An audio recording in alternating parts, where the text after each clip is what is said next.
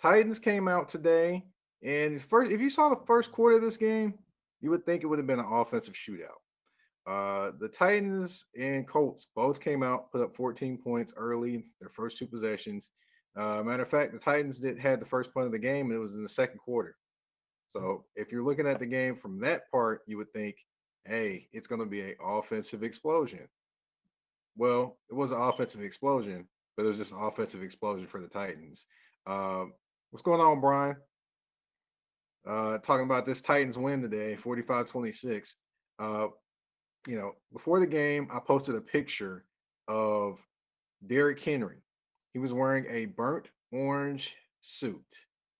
I said in that picture, is he foreshadowing that he's going to run like a man on fire today? Well, he definitely ran like a man on fire today. He ran for over, let's see, 100 and what is it, 178 yards, 27 carries, averaging 6.6 yards per rush. And he had three touchdowns all in the first half. Hey, he came ready to play today. And I guess the suit was definitely foreshadowing of what he was going to do. The Titans did not turn the ball over today. They fed Derrick Henry, which is what I talked about in the pregame. They actually did a lot of play action and they had explosive plays.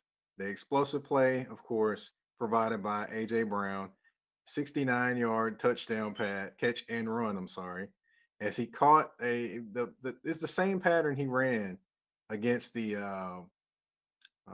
the Pittsburgh Steelers, where he ran the deep end, caught the pass, just completely separated from everybody running across the field. Touchdown. Titans were in control at that point. Well, we're starting to assume control at that point. And of course, offense ran for 229 yards. It's a team. Of course, Tannehill did his thing, running of course, the play action passes, and they just basically owned the game from the second quarter on. Of course, the second half they didn't score, but maybe was it they didn't score but 10 points in the second half, but they were already in control. But we're gonna talk about the offense. The offense did well, but let's get some love to the defense. The Tennessee Titans defense. For those that don't know, a much maligned defense. On third downs, they have been bad all year. They've been horrible all year. There's just no way around it at all. You can talk about it till you blow in the face, say, hey, they just do this, or this team did this, or this team did that. They're the worst pass defense. I mean, the worst third down defense in the NFL. Taking a look at this today, how they did.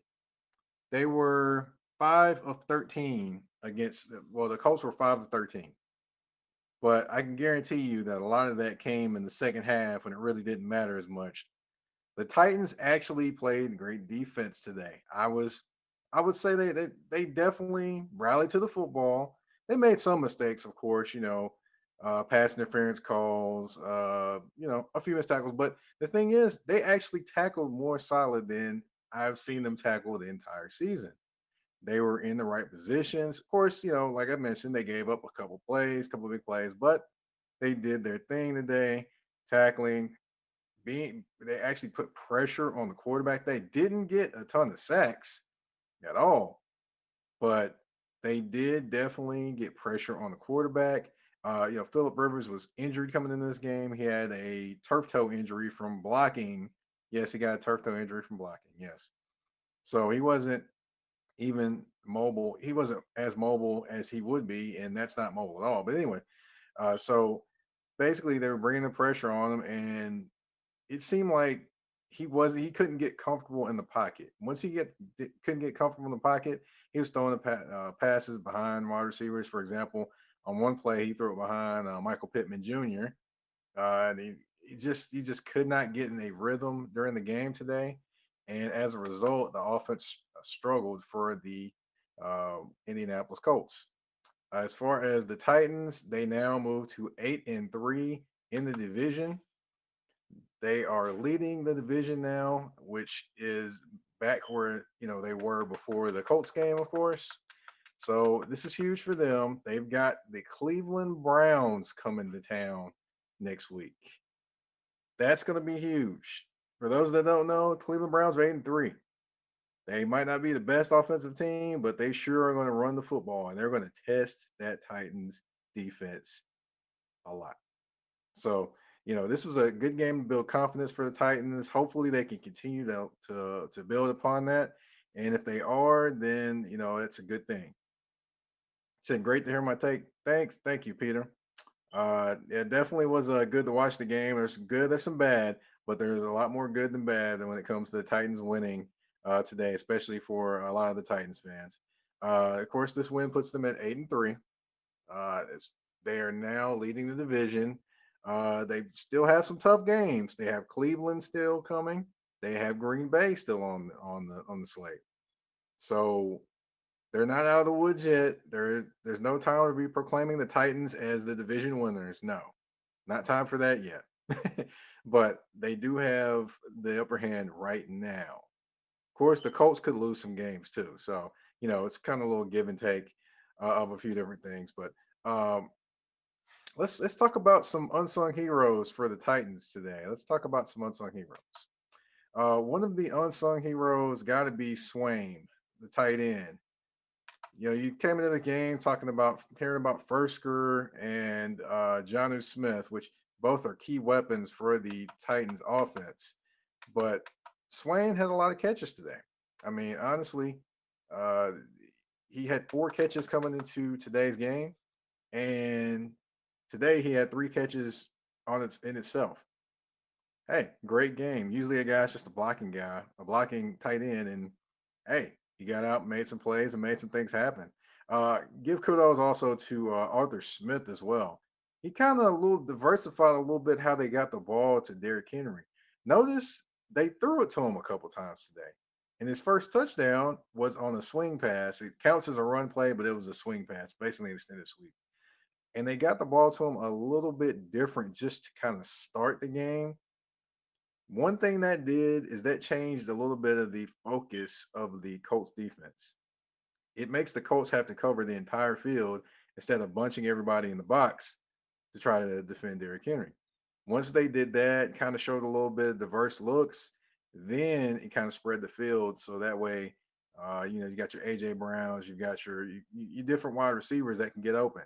Another solid game for the duo of Corey Davis and AJ Brown. Now, a couple weeks ago, I said that AJ Brown and Corey Davis just could not get going in the same game. Well, the last couple weeks, they've been getting it going. What the duo that plenty thought they could be is starting to come a little bit more into realization. AJ Brown, 4 catches, 98 yards, and a long touchdown pass. Long touchdown catch and run of 69 yards. Corey Davis, 3 catches, 70 yards, and a long of 37. Those two guys getting it done. Now, if they can become consistent, then you add them with Derrick Henry, then you've got a very, very dynamic offense. They're a dynamic offense, but you've got consistent weapons you have to worry about each and every week.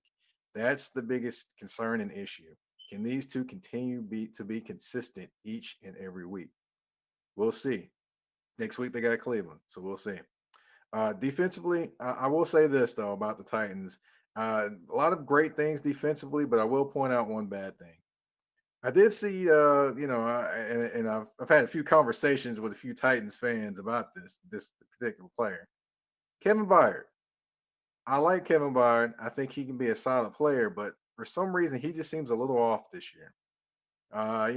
Pass interference calls, pretty bad pass interference calls in the game. He just seems kind of off this year for some reason. I don't know why. Hopefully he's able to get that together. He did make a couple plays in the game, defending pass on third down, making a tackle near the goal line. So he did make a couple plays. It's just he's not being the particular guy that everyone is used to seeing. That is something that's a concern because it's been this way through the entire season. So that's something to keep an eye on if you're a Titans fan. Next week, of course, you're going against Baker Mayfield. So who knows? He may get some Christmas gifts, some early Christmas gifts from Baker Mayfield. You never know. So as far as his outlook, you gotta pay attention to that. Well, one thing I would say keep paying attention to, but it wasn't bad today, is Compton. Will Compton actually played solid today. I'm not going to say he's played outstanding, but he didn't make he didn't make many mistakes at all. We didn't make any mistakes that I saw. He was where he was supposed to be, made tackles, and he was solid in pass coverage. So I give him a grade of an A today for him replacing Jayon Brown. Next week will be another test for him. Be a run heavy offense with the Kareem Hunt and Nick Chubb combination. So definitely a good job overall. Titans stuck to the game plan. They ran the football, got Henry involved. They got him over 25 carries, which is always good stuff. They used the play action pass to perfection, and the defense stepped up today. Big game for the Titans. 30 they're 8-3 in the division now. They lead the division 45-26, the win today. Good win. Anybody you know, you ever have any questions or anything like that about the Titans or anything like that, you can always find me on Twitter at Mike Patton 82. As far as Titans talk, you can always find it here at haps.tv. I would say go ahead and download that app. There's plenty of great people here that talk sports, politics, things like that.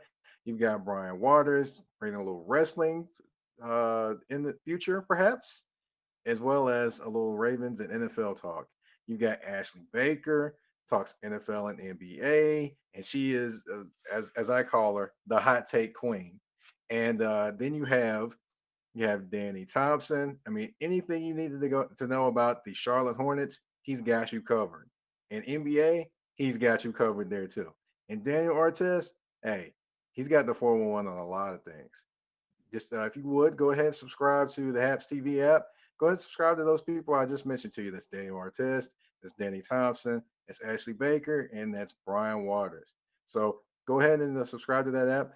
If you want to catch any of my Titans writings, you can go to the 3pointconversion.com. That's the number 3pointconversion.com.